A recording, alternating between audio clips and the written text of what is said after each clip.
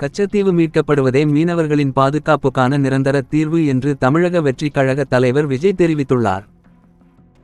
1974ஆம் ஆண்டு கச்சத்தீவு தாரைவார்க்கப்பட்டதற்கு திமுகவே காரணம் என்று விமர்சித்துள்ள விஜய், இலங்கை செல்லும் பிரதமர் நரேந்திர மோடி கச்சத்தீவு இந்தியாவின் உரிமை நிலை என்ற பயண திட்டத்தை முதன்மையாக வடிவமைக்க வேண்டும் என்று அறிவுறுத்தியுள்ளார். தமிழ்நாடு மீனவர்கள் இலங்கை கடற்படையால் கைது செய்யப்படும் பிரச்சினைக்கு தீர்வு காணும் வகையில் கச்சத்தீவை மீட்க வலியுறுத்தி தமிழ்நாடு சட்டசபையில் தீர்மானம் நிறைவேற்றப்பட்டது. 1974ஆம் ஆண்டு முதல் தமிழ்நாடு சட்டசபையில் கச்சத்தீவை மீட்க வலியுறுத்தி 4வது முறையாக தீர்மானம் நிறைவேற்றப்பட்டுள்ளது. திமுக கொண்டு வந்த தீர்மானம். தற்போது பிரதமர் நரேந்திர மோடி இலங்கைக்கு சுற்றுப்பயணம் மேற்கொள்ளவுள்ள நிலையில் கச்சத்தீவை திரும்ப பெற வேண்டும் என்று தமிழ்நாடு சட்டசபையில் தீர்மானம் நிறைவேற்றப்பட்டுள்ளது. மீனவர்கள் தாக்கப்படுவதை தடுக்க கச்சத்தீவை மீட்பதே நிரந்தர தீர்வாகும் என்று தீர்மானத்தின் மீது முதலமைச்சர் மு.க. ஸ்டாலின் பேசியிருந்தார். இந்த தீர்மானத்தை எதிர்க்கட்சிகள் திமுக நாடகம் போடுவதாக விமர்சித்தனர். மத்திய, மாநில அரசின் கடமை. இந்த நிலையில் கச்சத்தீவு விவகாரம் தொடர்பாக தவேக தலைவர் விஜய் அறிக்கை வெளியிட்டுள்ளார்.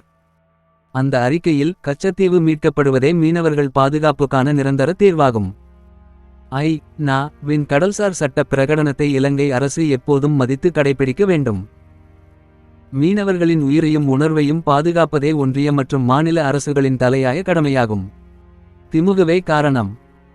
அதேபோல் மீனவர்கள் நலன் மற்றும் கச்சத்தீவு சார்ந்த தமிழக வெற்றிக் கழக பொதுக்குழு தீர்மானம் தந்த அழுத்தம்தான் தமிழ்நாடு அரசை தமிழக வெற்றிக் கழகத்தின் நிலைப்பாடான கச்சத்தீவு மீட்பு மற்றும் மீனவர் பாதுகாப்பு நிலைப்பாடு நோக்கி நகர வைத்துள்ளது.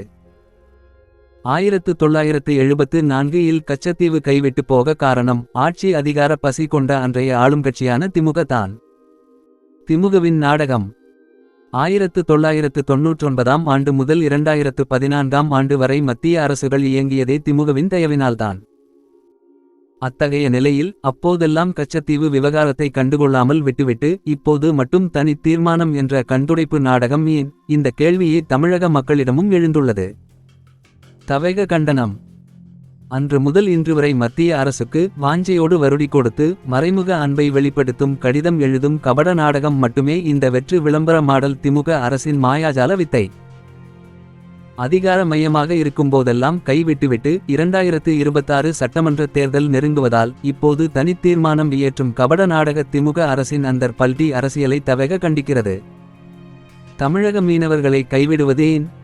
இலங்கை கடற்படையின் தாக்குதலால் தமிழக மீனவர்கள் இதுவரை 800க்கும் அதிகமானோர் உயிரிழந்துள்ளனர்.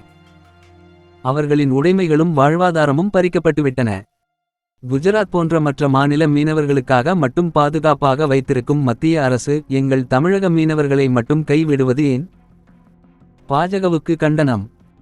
கடந்த 10 ஆண்டுகளுக்கும் மேலாக மத்திய அரசின் ஆட்சி அதிகாரத்தில் இருக்கும் மத்திய பாஜக அரசு கச்சத்தீவு மற்றும் தமிழக மீனவர்கள் விவகாரத்தில் பாரபட்சத்துடன் பாராமுகமாகவே இருக்கிறது.